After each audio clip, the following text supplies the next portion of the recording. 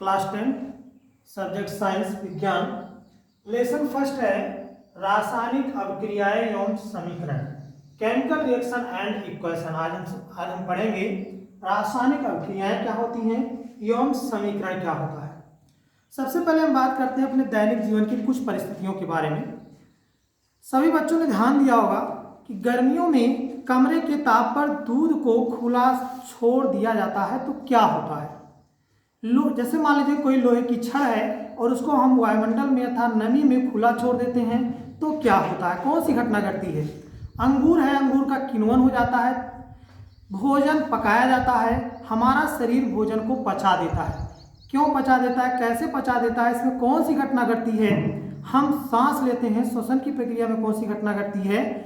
इन सब परिस्थितियों पर अगर हम ध्यान दें तो हम इससे पता चलता है कि ये सभी परिस्थितियां जो घटनाएं घट रही हैं किसके द्वारा, रासायनिक अभिक्रिया के द्वारा। इसमें रासायनिक क्रिया होती है।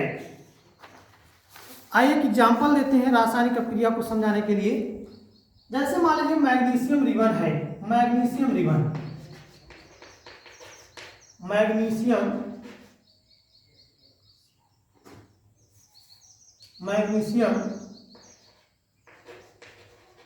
Ribbon, magnesium ribbon. इसका हम जब दहन करते हैं, जलाते हैं ऑक्सीजन की उपस्थिति में, बनता है magnesium oxide, MgO, magnesium oxide. जब हम मैग्नीशियम रिबन को दहन करते हैं तो एक श्वेत ज्वाला के साथ जलता है और एक चूर्ण प्राप्त होता है, सफेद चूर्ण प्राप्त होता है। वो सफेद चूर्ण क्या होता है, मैग्नीशियम ऑक्साइड होता है। मैग्नीशियम ऑक्साइड जिसका सूत्र होता है MgO। इसमें हम क्या पाते हैं, मैग्नीशियम रिबन किसकी उपस्थिति में क्रिया करता है, ऑक्सीजन की उपस्थिति में क्रिया करता है। ये क्या हुआ, अभिकारक। जो अभिक्रिया करता है वो अभिकारक है और अभिक्रिया के फलस्वरूप जो नया पदार्थ बनता है वो क्या है, उत्पाद। पिछली भी कक्षाओं में हम लोगों ने पढ़ा था भौतिक और रासायनिक परिवर्तन के बारे में। रासायनिक परिवर्तन जो होता है उसमें क्या होता है, रासायनिक क्रिया होती है। रासायनिक क्रिया में हमेशा कोई नया पदार्थ बनता है, कोई नई। जैसे मान लीजिए एक दूसरा एग्जांपल लेते हैं, बिना बुझा हुआ चूना जब पानी में डालते हैं तो उसमें बुदबुदाहट की आवाज आती है और उसमें से गैस निकलती है। तो उसमें भी कौन सी क्रिया घटित होती है, रासायनिक क्रिया घटित होती है। और जिस पात्र में हम पानी रखा होता है वह पात्र भी थोड़ा सा गर्म हो जाता है। इसका मतलब क्या होता है, उस रासायनिक क्रिया में ऊष्मा भी उत्पन्न होती है। तो अगर नया पदार्थ बन रहा है तो हम कह सकते हैं कि वह क्रिया क्या है, उसमें उस घटना में रासायनिक अभिक्रिया के कारण उसमें नया पदार्थ बनता है। अब हम बात करते हैं रासायनिक समीकरण की। रासायनिक समीकरण,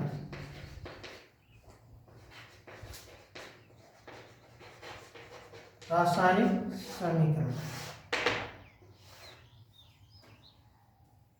समीकरण तीन प्रकार से किए जाते हैं। होता है वाक्य समीकरण, एक होता है शब्द समीकरण,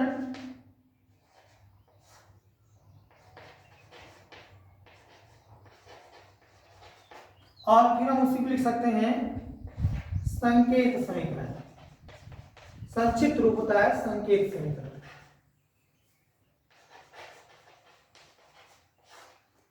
वाक्य समीकरण, शब्द समीकरण, संकेत समीकरण।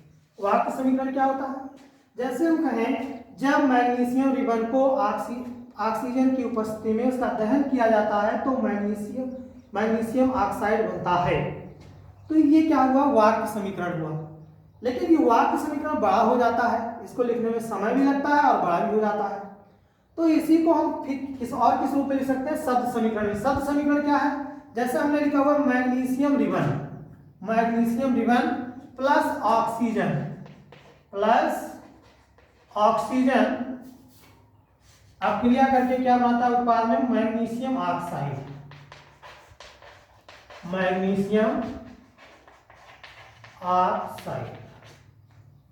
तो ये क्या है, शब्द समीकरण। ये वाक्य समीकरण से छोटा भी है। मैग्नीशियम और ऑक्सीजन के बीच अक्रिया होती है तो मैग्नीशियम और ऑक्सीजन के बीच में क्या लगाते हैं, प्लस, उसके बाद एक तीर का निशान बनाते हैं और जिन उत्पाद जो नया पदार्थ बनता है उसकी तरफ क्या होता है, तीर का हेड होता है, शीर्ष होता है, और उत्पाद को फिर नए पदार्थ को लिखते हैं मैग्नीशियम ऑक्साइड। ये है आपका शब्द समीकरण हो गया। अब इसी को हम संकेत के और भी छोटा करने के लिए, संक्षिप्त रूप लिखने के लिए हम क्या करते हैं, हमने पिछली कक्षाओं में सूत्र, अगर फार्मूला मान लो हमें पता है, सिंबल पता है, फार्मूला पता है, इसी को हम संकेत समीकरण रूप में कैसे लिखते हैं, मैग्नीशियम का प्रतीक होता है Mg, और ऑक्सीजन का सूत्र है O2। Mg प्लस O2 अक्रिया करके क्या, मैग्नीशियम ऑक्साइड का सूत्र है MgO।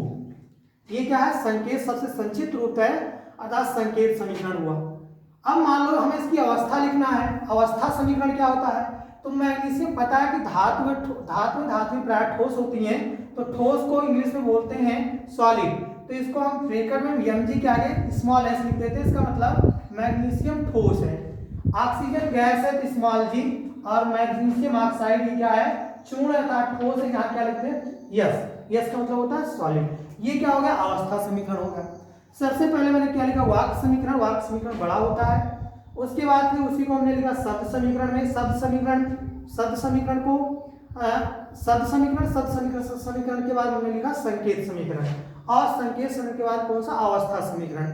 इस प्रकार से समीकरण को लिखा जाता है। इसके बाद बात आती है संतुलित समीकरण क्या होता है। ये हो गया संकेत समीकरण। अब संतुलित समीकरण की बात करते हैं।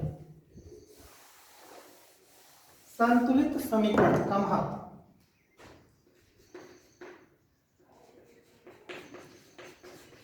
संतुलित समीकरण का महत्व, संतुलित समीकरण का महत्व। आइए हम इसी ऊपर वाली अक्रिया में देते हैं। मैग्नीशियम की अक्रिया ऑक्सीजन से होती है तो बनता है magnesium oxide, MgO, magnesium oxide. संतुलित समीकरण का अर्थ होता है, क्योंकि हमने पिछली कक्षा में पढ़ा है द्रव्यमान संरक्षण का नियम। द्रव्यमान ना तो बनाया जा सकता है और ना ही उसका विनाश संभव है, ठीक है ना। द्रव्यमान संरक्षण का नियम कहता है कि द्रव्यमान को ना तो उत्पन्न किया सकता है और ना ही नष्ट किया जा सकता है, बस हो सकता है उसका रूपांतर संभव हो। तो अभिक्रिया से पूर्व अभिकारी पदार्थ जो है, जो अभिकारक है, अभिकारी पदार्थ मैग्नीशियम और ऑक्सीजन, इनका जो कुल द्रव्यमान है, इनकी अभिक्रिया से जो नया पदार्थ बनेगा उसके कुल द्रव्यमान के क्या होगा, बराबर होगा।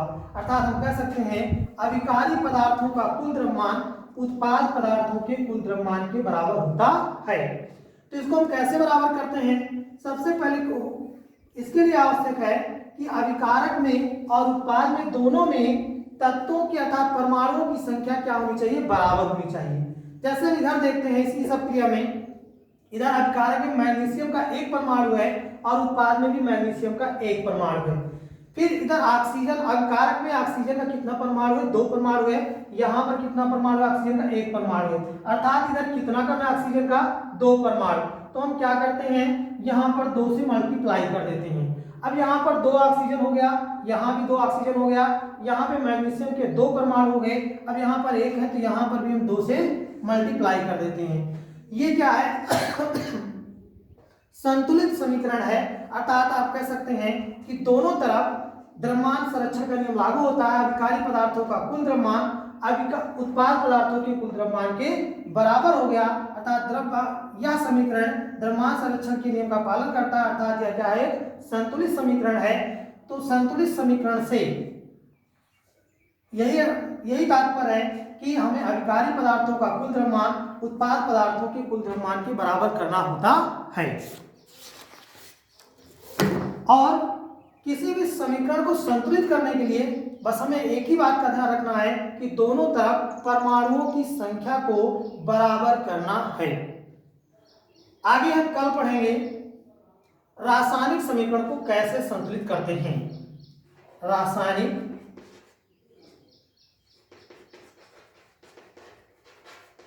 समीकरण को